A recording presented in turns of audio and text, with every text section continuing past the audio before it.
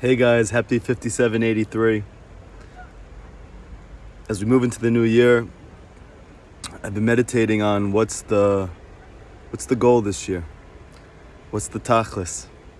What should I be doing new this year that I haven't done yet? And I was reading Sefer Midot with my wife, and Rabbi Nachman says that before Mashiach can come to the world, arrogance has to disappear from the world.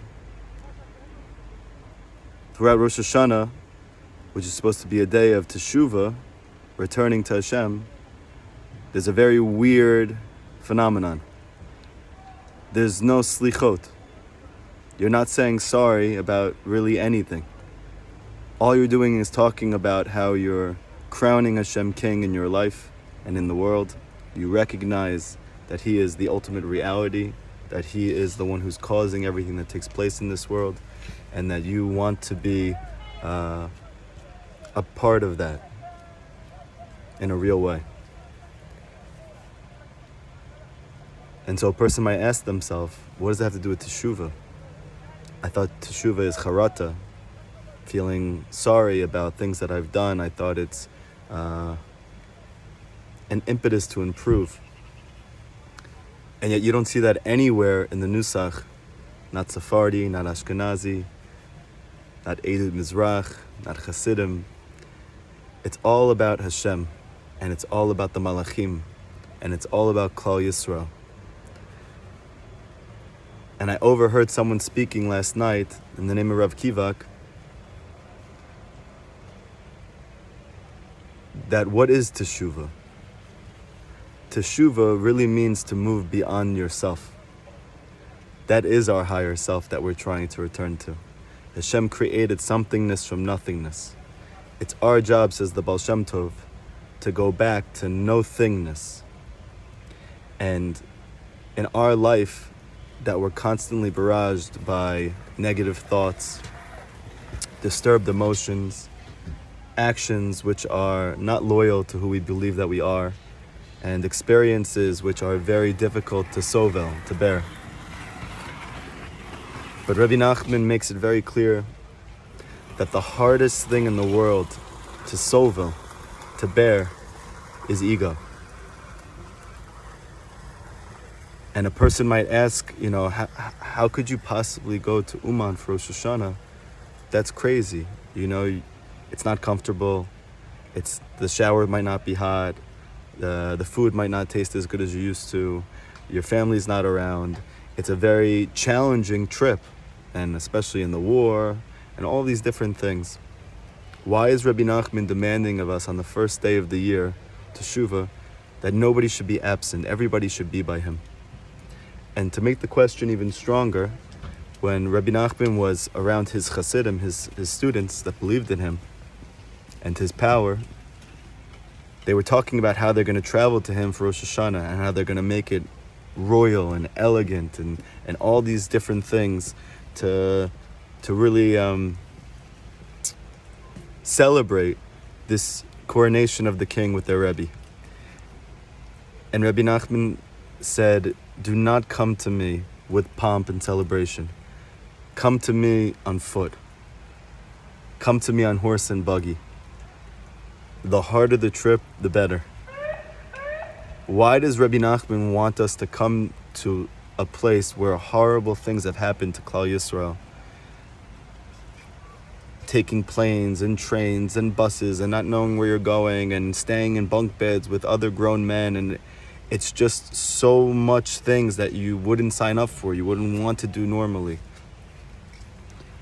And over the course of Rosh Hashanah and really praying by the Rebbe and asking for clarity in my life and in the life of my students and the life of all the true students of Rabbeinu HaKadosh. There's some good friends I made. They don't use technology, so we're just gonna say hi. Very holy Jews. Is this live? No, I'm just taping it. I'm gonna send it into my chevra. You wanna say something to them that you learned from Rosh Hashanah? This is the holy Ari Fenton, Rav Ari Fenton from Tzfat. He doesn't know what a phone looks like. I can't That's look why. at myself when I talk. It's very awkward. Oh, so look at me.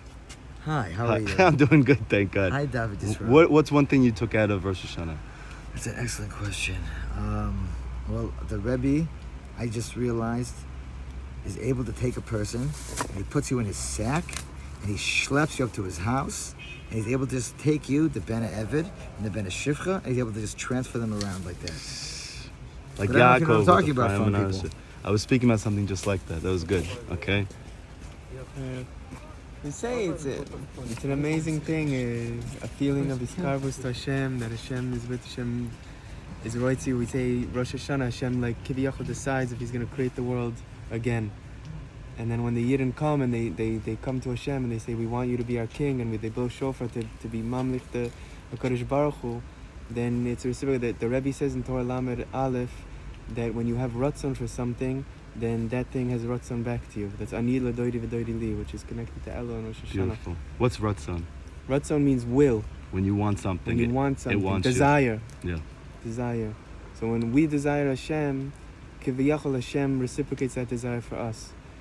So that's really an amazing thing, to know that Hashem wants us and wants us to be close to Him and wants us to serve Him, and it's a gewaldige Zach. Beautiful. I think the Or Chaim Shem actually Yazon. says in his Perush on the Chumash, he says, how do I know that Hashem wants me? When I want Hashem. When I feel that I want Hashem, that means that Hashem wants me. So it fits in really nicely with what you're saying. Hashem Yizakeinu. Should all come to Uman Rosh Hashanah. Boom! It's much better than staying on the other side of this phone. Whatever thing you're looking at this year, it's much better to come to Uman. I'll show you what I got in Uman. This is not the greatest part of being in Uman, but it's definitely very nice. Part of being in Uman. I got this babushka. And in here is many other babushkas. So don't be tricked. Okay, very good. Thank you, Fine. guys. See you in a little bit. Okay. So those are two holy Jews that I met in Uman. So yeah, why is he making us make this big schlep? And I think the answer is really clear.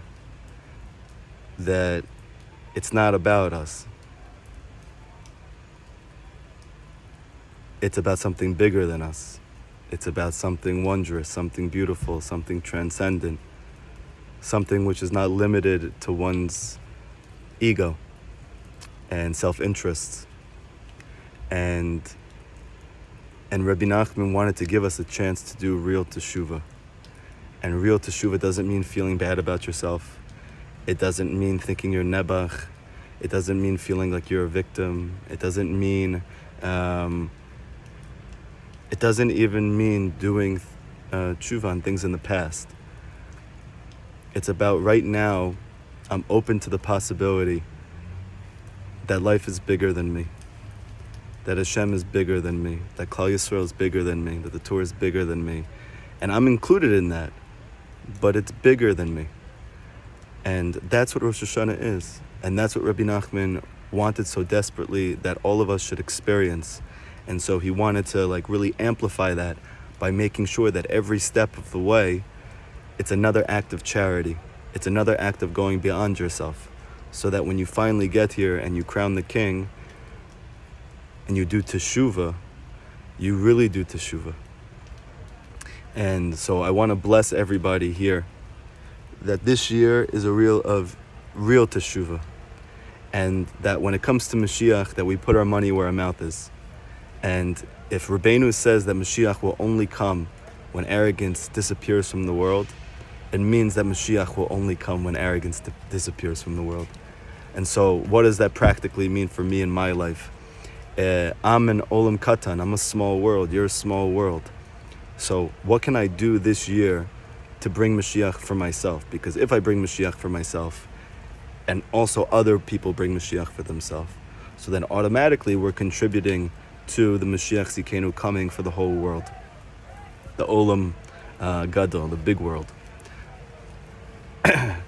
And so I want to encourage everyone here to think about, is there a time I can invest, maybe even once a week, to a project or to a group of people or to an elder or to someone who has infirmity that's sick?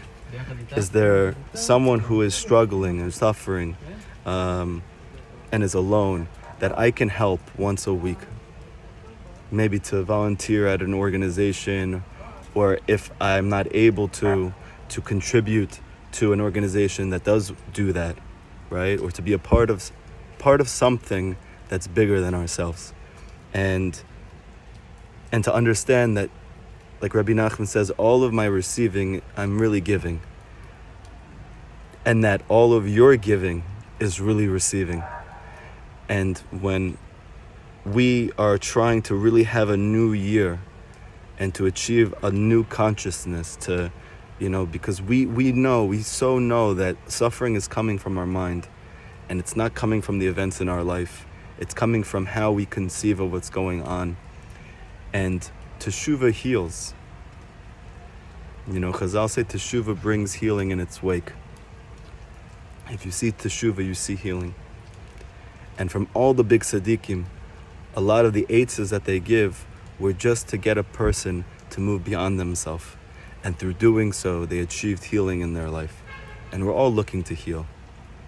So I have things that I've thought about over the past few weeks that I really want this year to move into, to try to help people who are struggling and alone. And I'll announce those things, B'ezrat Hashem, when it becomes a mitzvah, when it becomes a reality, through enough hard work and tefillah.